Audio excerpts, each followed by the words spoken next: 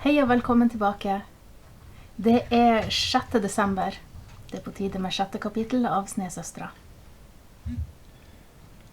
Rett etter frokost neste morgen skyndte jeg meg til Hedvig. Hun var ute og trillet en snøball gjennom hagen. Den var snart så stor at hun ikke klarte å dytte den lenger. Hun hørte meg ikke før jeg sto rett ved henne på den andre siden av det hvite stakittgjerdet. «Hallo», sa jeg. Hun snudde seg og smilte så alle fortennene syntes. «Du kom», sa hun. «Ja», sa jeg. «Jeg gjorde visst det».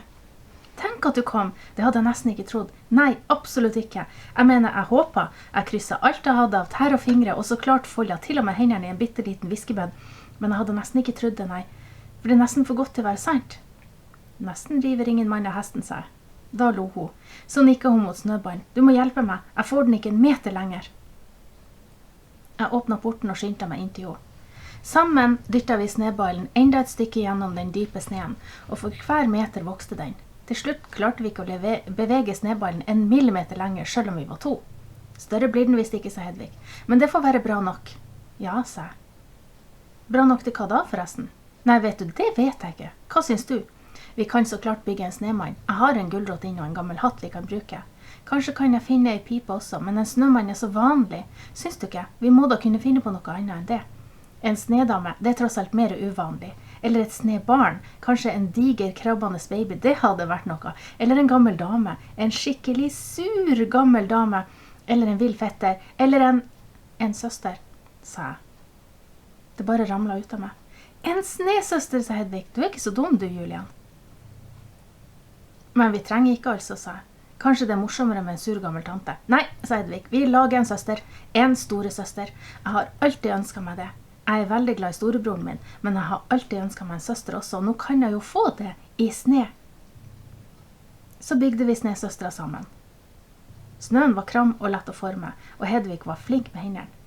Vi trillet en mindre ball og satt opp på den store, og en enda mindre på toppen. Så ga vi figurene skuldre og armer. Den nederste, den store ballen, ble til et digert skjørt. Hun har pyntet seg, sa Hedvig, til jul. Vi ga hun langt hår av sne, formet nese av sne, og lagde mørke øyne av små furukongler. Til slutt ordnet Hedvig en bukett grankvister og festet i snehånda hennes. Det juleroser, sa hun.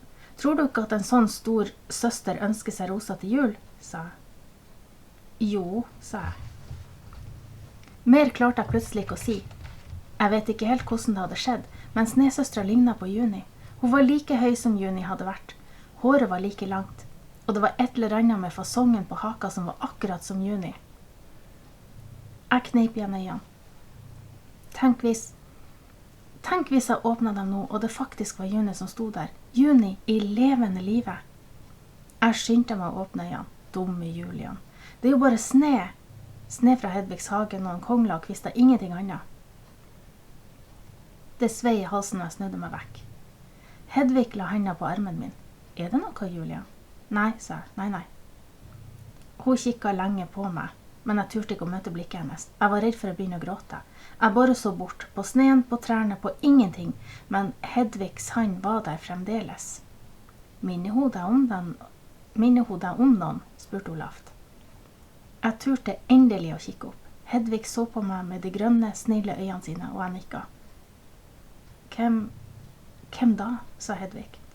Jeg hadde en søster, sa jeg. Hun døde i sommer, rett før hun skulle ha bursdag. Hun skulle ha blitt 16 år.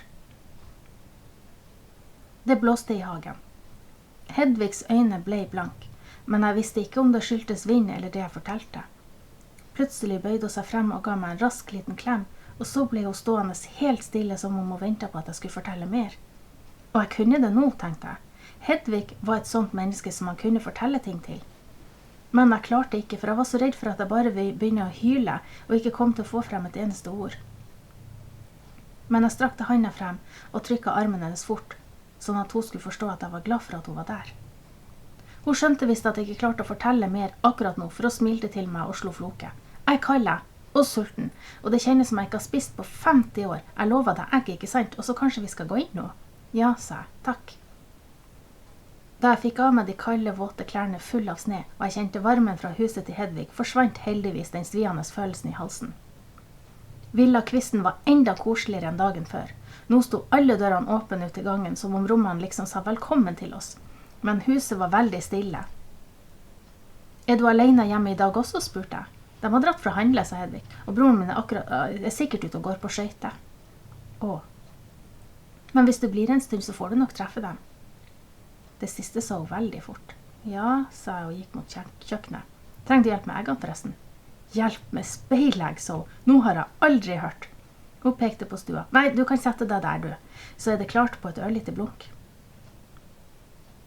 Jeg krøyp opp i den store sofaen med alle putene, og det var virkelig som å sitte på fanget til en myk gammel dame.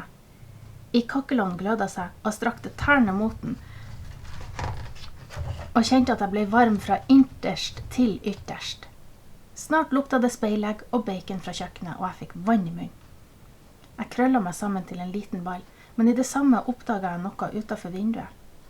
En mann sto ved porten til hagen og kikket inn. Han var ganske gammel, som en bestefar, og hadde langt grått skjegg.